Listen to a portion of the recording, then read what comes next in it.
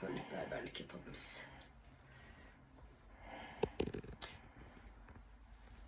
Allah'tan kız değilsin, boku yediydik galiba o zaman biz.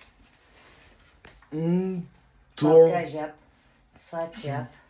Topuz mu istiyorsun? Ha. İyi. Tabii sen artık beni çatlat gari. Şimdi senin saçlar uzun, benim saçlar yok. Topuz yaparsın gari.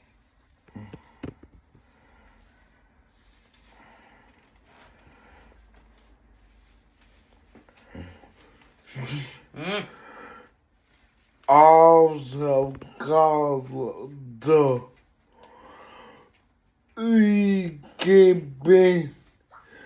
yeme Altı. altında Hı.